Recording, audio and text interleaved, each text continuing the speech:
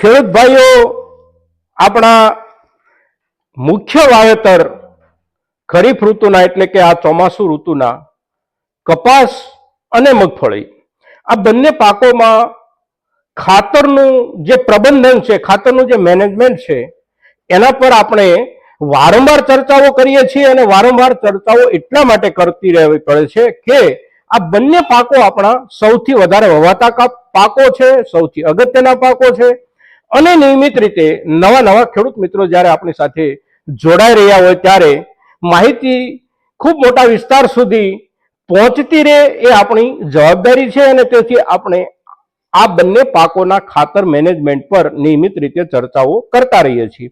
આગળના વિડીયોમાં આપણે કપાસમાં પાયાના ખાતર તરીકે જે ખાતરો નાખીએ છીએ એનો કેટલો જથ્થો પાયામાં આપી દેવો અને કેટલો જથ્થો બાકી રાખવો અને બીજો હપ્તો આપણે કેવી રીતે આપવો એની ચર્ચા આજે આપણે આ વિડીયોમાં કરીએ છીએ મિત્રો. તો આ વિડીયોમાં આપ સૌ બન્યા રહેજો.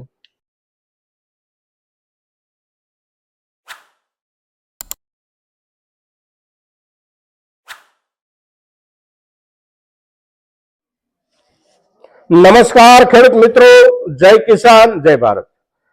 ખેડૂત મિત્રો, આપણે કપાસના પાકમાં બધું ખાતર પાયામાં એકી સાથે જ્યારે આપીએ છીએ ત્યારે કપાસની જે જરૂરિયાત છે એનાથી વધારે ખાતર આપણે પાયામાં આપી દઈએ છીએ અને કપાસની જે જરૂરિયાત છે એનાથી વધારે આપણે પાયામાં આપી દઈએ છીએ એમ જ્યારે કહીએ છીએ ત્યારે એનો અર્થ એ નથી કે આપણે જે આપીએ છીએ એટલા ખાતરની કપાસની જરૂર નથી. આપણે જે આપીએ છીએ એ તમામ ખાતરની કપાસને જરૂર છે, એ જથ્થામાં જરૂર છે, પણ એને આપવાની પદ્ધતિમાં આપણે થોડો ફેરફાર કરવાની બહુ આવશ્યકતા છે મિત્રો.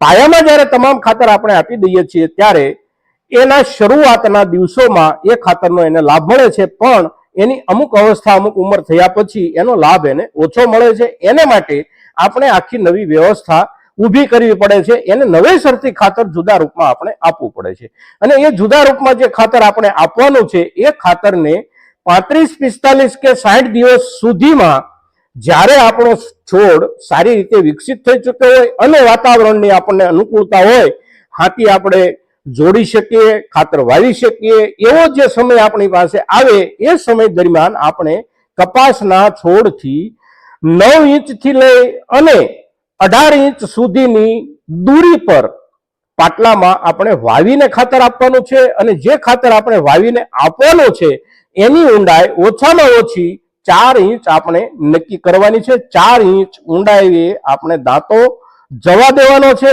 અને 4 ઇંચની ઊંડાઈએ આપણું ખાતર આપણે પહોંચાડવાનું છે. હવે આ પ્રક્રિયામાં આપણે કયું ખાતર વાપરવાનું છે? તો વાપરવામાં મહત્તમ લાભદાયક ખાતરો જે કોઈ છે એની આપણે ચર્ચા કરીએ તો સૌ પ્રથમ ક્રમે એમાં 20-20-0 એટલે કે 20% નાઇટ્રોજન, 20% ફોસ્ફરસ અને તેથી એ ઝડપથી સક્રિય થઈ જતું ખાતર છે, કારણ કે 20% ફોસ્ફરસની સામે એમાં 20% નાઇટ્રોજન આવતો હોવાના કારણે એ ઝડપથી સક્રિય થઈ જાય છે અને એ દિવસોમાં આપણા કપાસના છોડના જે મૂળ છે એ એની આસપાસમાં ફેલાયેલા હોય છે, તેથી એનો એ ઝડપથી ઉપાડ કરે છે અને પોતાની જે પોષણની જરૂરિયાત છે એ આ ખાતરથી પૂરી કરે છે. હવે 20-20-0 આપણને ઉપલબ્ધ નથી તો એની બદલીમાં આપણે શું વાપરવું? તો 20-20-0 ઉપલબ્ધ નથી તો એની બદલીમાં આપણને 20-20-0 બે પ્રકારના ખાતરો મળશે. એક 20-20-0-13 એપીએસ અને એક 20-20-0-13 એનપીકે. 20-20-0-13 એપીએસ જે છે એમાં 20% નાઇટ્રોજન છે, 20% ફોસ્ફરસ છે અને 13% એની અંદર આપણને સલ્ફર મળે છે. એટલે આ ખાતર આપણે વાવીએ છીએ તો વધારાનો સલ્ફરનો જથ્થો આપણા છોડને મળી રહે છે અને એ ખાતર આપણને ઉપલબ્ધ નથી. અગર તો પાયામાં આપણે સિંગલ સુપર ફોસ્ફેટ આપ્યું છે તો આ ખાતર આપવાની જગ્યાએ આપણે 20-20-0-13 એનપીકે આપવાનું છે. 20-20-0-13 એનપીકે ની અંદર 20% નાઇટ્રોજન છે, 20% ફોસ્ફરસ છે અને 13% એની અંદર પોટાશ છે. એટલે પોટાશનું તત્વ આપવાની જરૂરિયાત છે. પાયામાં જે આપણે ખાતરો આપ્યા છે એમાં પોટાશ નથી આવ્યું તો આપણે 20-20-0-13 એનપીકે આપવાનું છે. હવે પાયામાં આપણે કયું ખાતર આપ્યું છે તો એમાં પોટાશ આવી ગયું, તો પાયામાં જો આપણે એનપીકે 12-32-16 આપ્યું છે તો એમાં 16% પોટાશનો ભાગ આવી ગયો છે.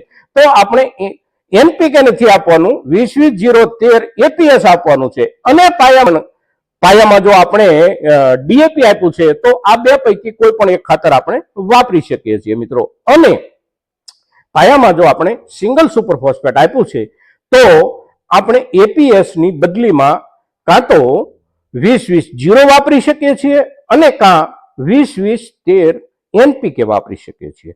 ખાતરનું આ જે વ્યવસ્થાપન છે મિત્રો એને બહુ સારી રીતે આપણે સમજીશું અને સારી રીતે સમજ્યા પછી એનું મેનેજમેન્ટ જો કુશળતાપૂર્વક આપણે કરશું તો ઓછા ખાતરથી આપણે આપણા પાકને વધારે લાભ પહોંચાડી શકશું.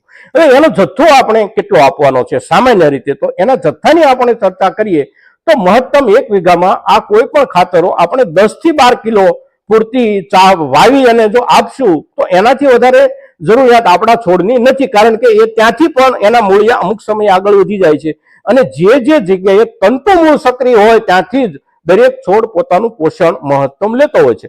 તંતુ મૂળ જ્યાં નિષ્ક્રિય થઈ જાય અગર તો તંતુ મૂળની સમય મર્યાદા પૂરી થઈ જાય ત્યારે એ જે તે સ્થળેથી ખાતરનો એટલે કે પોષણનો વધારે જથ્થો નથી લેતા હોતા મિત્રો. તો આ બાબતોને ધ્યાનમાં રાખી અને આપણા કપાસના વાવેતરમાં આપણે ખાતરનું પ્રબંધન કરવાનું છે મિત્રો. તો આપણો આ વિડીયો મહત્તમ ખેડૂતો સુધી પહોંચે એવી આપ સૌની પાસેથી અપેક્ષા સાથે જય કિસાન જય ભારત.